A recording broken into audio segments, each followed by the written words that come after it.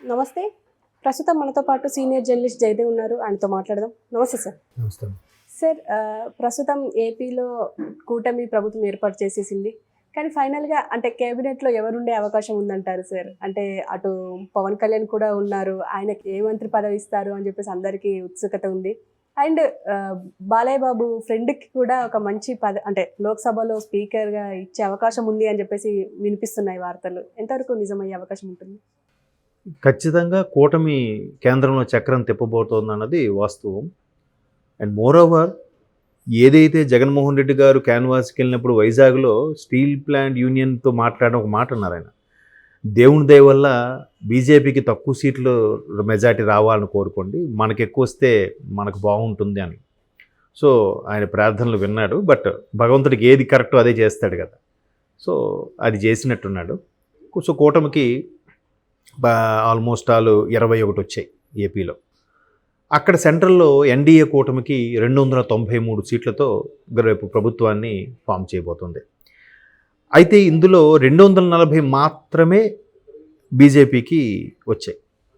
Magic figure రావాలంటే 543లో సగం అంటే ఆల్మోస్ట్ ఆల్ 250, ఇవి ఒక 22 అనుకుంటే 72 ఎంతో రావాలి. 272 ఎంతో రావాలి మ్యాజిక్ ఫిగర్కి. సో 293 అంటే ఈ కూటమిలన్నీ కలుపుకొని, ప్రాంతీయ పార్టీలను కలుపుకొని ప్రభుత్వం ఫామ్ చేస్తుంది. ఈ 240 తర్వాత అత్యధిక ఎంపీ స్థానాలు గెలుచుకున్న పార్టీ టీడీపీయే. 16 స్థానాలతో సెకండ్ ప్లేస్లో ఉంది. సో సెకండ్ ప్లేస్లో ఉండి ఎన్డీఏ భాగస్వామి అవ్వడం, దీంతోనే అక్కడ ప్రభుత్వం ఫామ్ అవ్వడం అనేది, బాబు గారు నిజంగా చక్రం తిప్పే వ్యక్తే. ఆ చక్రం తిప్పే వ్యక్తికి మరొకసారి చేతిలోకే చక్రం వచ్చి పడింది. ఆ రెండు కలిపితే, జనసేన 2 కలిపితే 18 అయ్యాయి. అంటే ఏపీ నుంచే 18 ప్రాతినిధ్యంతో సపోర్టు. కోర్స్ వాళ్ళు ఒక 3 ఉన్నాయనుకోండి బీజేపీ వాళ్ళు. ఆ 3 రావడానికి కూడా కారణం వీళ్ళిద్దరేగా. లేదా బీజేపీకి అంత ఎక్కడ పర్సంటేజ్ ఉంది చెప్పండి? పురంధరేశ్వరి గారు గెలవడానికి కానీ, మరొకరు గెలవడానికి కానీ. సో అటువంటి ఉన్నప్పుడు నిన్న ఆ సమావేశం అయినప్పుడు కూడా ఎన్డీఏ కూటమిలో మీరు పొద్దున్న ఆల్రెడీ ప్రెస్ నోట్ కూడా రిలీజ్ చేశారు. భాగస్వాములు ఎవరెవరు ఉండబోతున్నారు, కీలక వ్యక్తులు. మొదట నరేంద్ర మోదీ ప్రధాని అభ్యర్థిగా ఎన్నుకున్నారు. తర్వాత అమిత్ షా గారు, తర్వాత రాజ్నాథ్ సింగ్ గారు, 4వ పేరు శ్రీ నారా చంద్రబాబు నాయుడు గారు. అలాగ వెళ్తారు. నెక్స్ట్ నితీష్ గారి పేరు, తర్వాత జేడీయూ నితీష్ గారు. ఆ తర్వాత అలాగ చూస్తే 10వ పేరు శ్రీ పవన్ కళ్యాణ్ గారు. ఆయన కూడా ఎన్డీఏలో ప్రాతినిధ్యం ఉంది. అయితే ఇప్పుడు ఇన్ని స్థానాలతో ఏంటి, ఖచ్చితంగా ఎటువంటివి కోరుకోబోతున్నారంటే, ఫస్ట్ స్పెషల్ స్టేటస్ కోసం ఖచ్చితంగా కోరుకునే ఛాన్సెస్ ఉన్నాయి. ఎందుకంటే 2018లో బయటకు వచ్చేసి బదనామయ్యి ఇబ్బంది పడి బయటకు వచ్చేది కూడా ఆ స్పెషల్ స్టేటస్ కోసమే.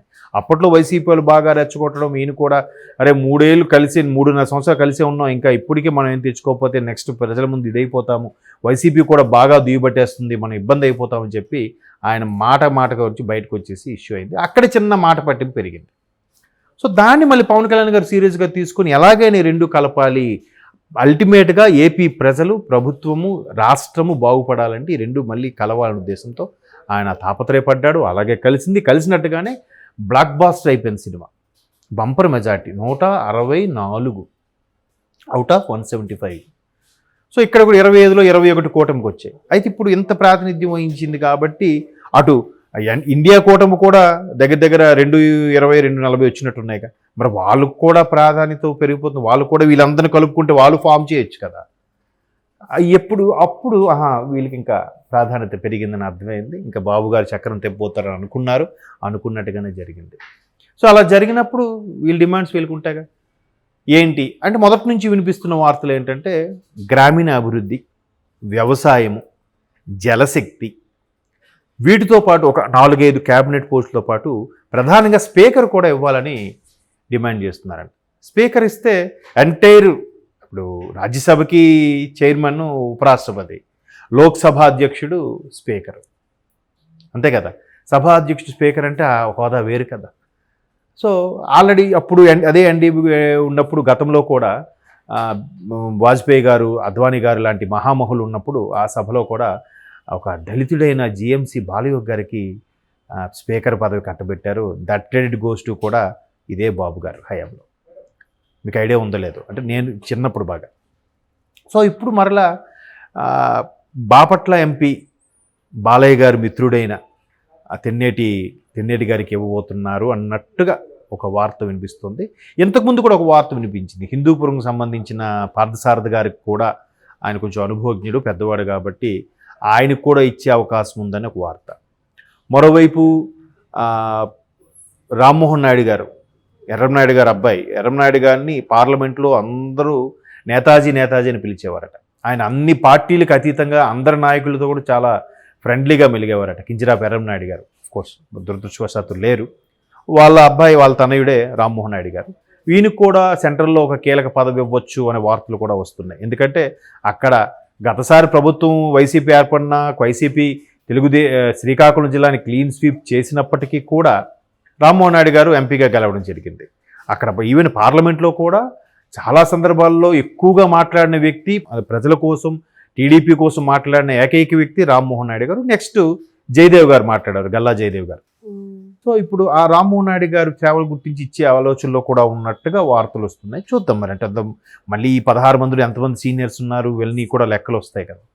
తర్వాత శ్రీభరత్ గారికి కూడా ఐటీలో కానీ సహాయ మంత్రిగా కానీ ఏదోటి ఇచ్చే అవకాశం ఉంది అన్నట్టు కూడా ఒక వార్త వినిపిస్తుంది.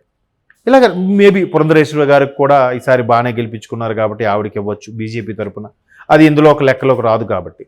ఇలాగ మొత్తం మీద వ్యవసాయము, జలశక్తి, స్పీకర్ పదవి ఒకటి, తర్వాత ఐటీకి సంబంధించింది, ఇట్లా కొన్ని గ్రామీణాభివృద్ధి కూడా. ఎందుకంటే ఇప్పుడు మనకి బాగా వెనకబడింది అని వినిపిస్తున్న నేపథ్యంలో గతంలో కూడా కేంద్ర గ్రామీణాభివృద్ధి శాఖ మంత్రిగా చేశారు ఎవరు, ఎర్రనాయుడు గారు కూడా చేశారు. అయితే ఇంకొంచెం ఎప్పుడు మన వాళ్ళు ఇవే అడుగుతారు కానీ రైల్వేస్ అవి వాటి మీద ఎప్పుడు దృష్టి పెట్టరు. రైల్వేస్ దృష్టి పెడితే ఎంత బాగుంటుంది. ఆల్రెడీ రైల్వే జోన్ ఒకటి శాంక్షన్ చేశారన్నారు, బట్ అది ఎంతవరకు రాలేదు. ఇప్పుడు 2014 తర్వాతే బీజేపీ ఎన్డీఏ గవర్నమెంట్ అనౌన్స్ చేసింది వైజాగ్ జోనల్ హెడ్గా ఒక వైజాగ్ రైల్వే జోన్ని ప్రకటించింది. కోర్స్ తర్వాత గవర్నమెంట్ సంగతి చూసాం మనం, ప్లేస్ అడిగారు ఇవ్వలేదు, రకరకాల వార్తలు విన్నాం. సో ఇప్పుడు ఆ జోన్ పెండింగ్ ఉందో అదొకటి వచ్చే ఛాన్స్ ఉన్నాయి. అయితే రైల్వే మంత్రి ఆల్రెడీ బాబు గారి తర్వాత నెక్స్ట్ ప్లేస్లో ఉన్న నితీష్ గారు కొంచెం దాని మీద పట్టుబడుతున్నారట, రైల్వే మాకు కావాలి ఇంపార్టెంట్ అని. సో మేబీ నితీష్ గారికి రైల్వేస్ను ఇంకేదో కీలకమైనది వాళ్ళు తీసుకుంటారు. బట్ హోము, ఆర్థిక మెయిన్ ఏవైతే ఉన్నాయో ఇవి మాత్రం బీజేపీ మేమే అట్టు పెట్టుకుంటామని కూడా చెప్పినట్టుగా వార్తలు వినిపిస్తున్నాయి. దానికి అందరూ కూడా అంగీకరించినట్టుగా సమాచారం. మిగతా వాళ్ళు కూడా ఇప్పుడు 240తో పోటీగా మిగతా వీళ్ళన్నీ అడగలేరుగా, అది కరెక్ట్ కూడా కాదు, సబబు కాదు. బట్ ఎన్డీఏ భాగస్వామ్యంలో 2014లో ప్రభుత్వం ఫామ్ చేసినప్పుడు కూడా 2 బీజేపీ గెలుచుకుంది. ఆ 2 బీజేపీ కూడా బాబు గారు 2 మంత్రి పదవులు ఇచ్చారు. మరి ఆ లెక్కను చూస్తే 2 గెలుచుకుని 2 మంత్రి పదవులు ఇస్తే ఇక్కడ 16, 2 18 గెలుచుకుంటే వీళ్ళు కనీసం ఒక 6 ఇవ్వాలిగా. జనసేన టీడీపీ కలిపి ఏమంటారు? జనసేనకు ఒకటి ఇచ్చినా టీడీపీకి ఒక 4-5 ఇవ్వచ్చు స్పీకర్తో కలిపి. అంటే జనసేనకు ఒకటి వెళ్ళిపోయినా, స్పీకర్గా ఒకటి వెళ్ళిపోయినా ఇంకా 4 కేంద్ర మంత్రి పదవులైనా అడగొచ్చు, ఇచ్చే అవకాశాలు కూడా ఉన్నాయి. అయితే ఏంటి, ఎవరు ఇంకా పెమ్మసాని గారు ఒకరు ఉన్నారు, మొన్నసారి గెలిచిన వ్యక్తిలో. ఆయన మంచి డాక్టరు. ఆ డాక్టర్ సంబంధించి కొన్ని రకాల ప్రిస్క్రిప్షన్స్ ఎవరైతే పూర్తిగా అర్థం చేసుకోలేకపోతున్నారో క్లాసుల్లో వాళ్ళకి అర్థమయ్యే రీతిగా ఒక రకమైన లెసన్స్ చెప్పడం, దానికి ఒక డీకోడింగ్ స్క్రిప్ట్ రాయడం కూడా చేశారంట. సో ఆయనకు కూడా కొంచెం ఈ కార్పొరేట్ ఇవన్నీ ఐడియా ఉన్నాయి కాబట్టి మేబీ ఐటీకి సంబంధించి పెమ్మసాని గారికి కూడా వచ్చేమో అని వార్తలు కూడా వినిపిస్తున్నాయి. అంటే ఎవరి అభిమానం వాళ్ళది. పెమ్మసాని గారి అభిమానం అనుకో, మా సార్కి ఇస్తే బాగుంటారా అని చెప్పి ఆయన ఒక ఛానల్ ఎవడో ఉందనుకోండి, మా సార్కి ఇవ్వబోతున్నాడు ఏదో రాసేస్తారు. అసలు అధిష్టాన నిర్ణయం వేరే ఉంటుంది. సో మొత్తం మీద బాపట్ల ఎంపీ గారికి స్పీకర్గా అనేది మాత్రం ఎక్కువగా వార్తల్లో వస్తుంది, సోషల్ మీడియాలో వైరల్ అవుతుంది. చూద్దాం మరి. మొత్తం మీద సెంట్రల్లో కూడా మన రాష్ట్ర కూటమితో కూడా ఎక్కువ బలంగా ప్రభుత్వం ఏర్పడుతుంది కాబట్టి ఖచ్చితంగా రాష్ట్రంలో ఉండే టీడీపీ జనసేన కూటమికి అలాగే బీజేపీతో ఉంది కాబట్టి ప్రాధాన్యత ఖచ్చితంగా ఉంటుంది. దానికి తగ్గట్టుగానే కదా ఇవన్నీ ఆలోచించే కదా పవన్ కళ్యాణ్ గారు ఇన్ని మాటలు పడి కలిపారు. చంద్రబాబు గారు కూడా అరే బీజేపీతో కలిస్తే మనకు ఓటింగ్ ఎంతవరకు తగ్గుతుందేమో అని ఆలోచించకుండా రాష్ట్ర ప్రయోజనం కోసం చంద్రబాబు కూడా తగ్గి కూటమిగా ఏర్పడడం కూడా జరిగింది. కాబట్టి ఆ స్వప్రయోజనాలు కనిపిస్తున్నాయి ఫలాలు. రేపు రోజుల్లో ఇంకా మనం చూస్తాం. Okay sir, thank you.